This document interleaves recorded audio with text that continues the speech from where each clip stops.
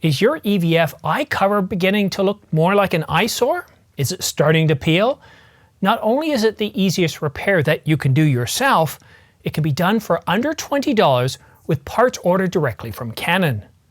So stick around after this short message and I'll show you how to do the repair. But first, subscribe to stay up to date on the latest camera news. And for all the minor news stories, all those news stories not quite big enough to have their own separate video, follow me on X, formerly known as Twitter. My camera, my Canon EOS R5, is rapidly approaching 4 years old. It's hard to believe I've had the camera this long.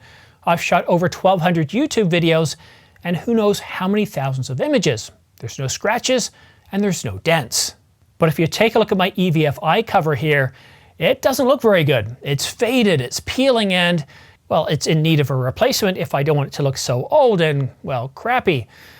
However, sending your Canon in for a repair, or any camera in for a repair, usually takes about a week or 2 weeks.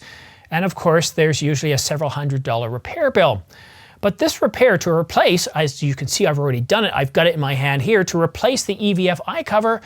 Well, it's going to cost less than $20 and it's pretty easy to do. I'll take you through this step-by-step tutorial. The Canon EOS R5 uses part number CB5-8205-000. The R3 uses a different part, and of course the Rebel series, well, they use their own part as well. So make sure you get the right part. I bought my eyepiece directly from Canon Canada for the low price of, are you ready for this? $7.82. $5 for shipping. All in, the total came to $14.99. The best news of all, the repair's pretty simple. In a world where companies are demanding more and more for repairs, that car repairs are, well, you can't get a car repair for under $1,000 these days, or if you're taking your computer and they have to replace the entire motherboard, I'm happy to tell you that this replacement is rather simple. But before starting out, we need to make sure you've got the right tools. You'll need a small Phillips screwdriver, specifically CRV PH000. I highly recommend using a rubber mat like this one or this one here. All right, so let's get started. I found it easy to turn the R5 upside down so I can get easy access to the screws. At first it might seem like the screws are a little bit stiff, but it won't take much force to loosen them. Once loosened, just rotate the camera to the right orientation and the screws will just fall out. And that's the hard part. We can now take the new eye cover and place it onto the camera. Put it on its back again and hold the eye cover as you tighten the screw. Tighten until it feels snug, but again, don't over tighten. Then repeat the other side until you're done. I know it almost seems hardly worth doing a video on, but as I was doing this, I kind of thought for a moment, well, wait a minute, I've been needing to do this for the better part of a year, but I didn't even take the time. I didn't have the time to even look into what was involved. Then just a few weeks ago, I thought, well, okay, you know what? I need to replace this. It's looking pretty crappy. So what's involved? How much does the part cost? I couldn't find anything on B&H. They just had the one for the R3 and the Rebel.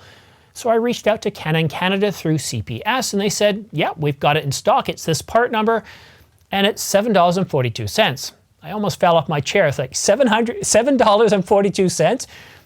It just seemed really, really cheap. And with taxes and shipping, $14.49. That's Canadian, so it's around $10 US, $11 US.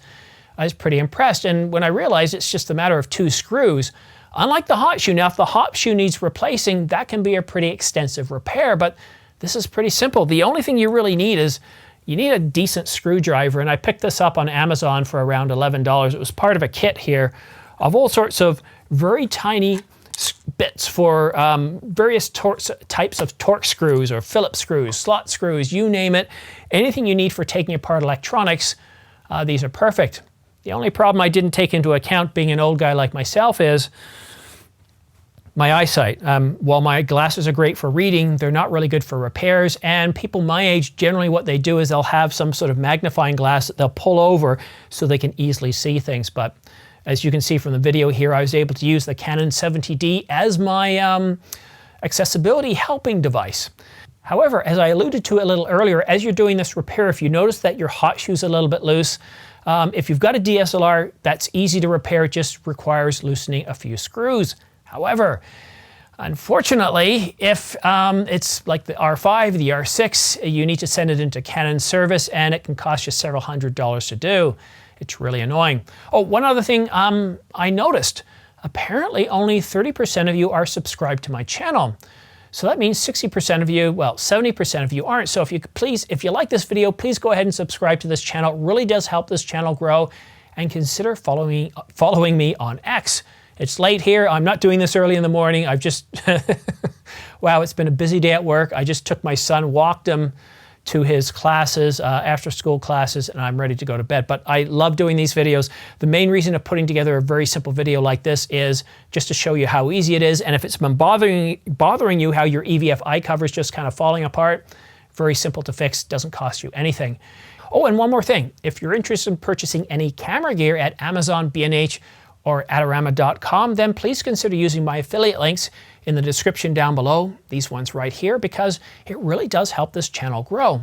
I get anywhere from 2 to 12% back, and that goes to, well, purchasing new gear, as I'm planning on doing a lot of, well, we got to review a lot of lenses coming out. There's supposed to be a whole bunch of lenses from the 35mm to the 200 to 500mm. And of course, I'm going to be getting the new Canon EOS R5 Mark II when it comes out. Regardless of whether it's a major update or a minor update, I do need a second camera. And instead of getting the R1, should I get more glass? Or what about the R7? Let me know what you think in the comment section down below. But thank you, a big thanks to everybody who has used my affiliate links in the past. It really does help this channel grow. It really does help. Thank you so much. Have yourself a great day, and we'll see you again soon.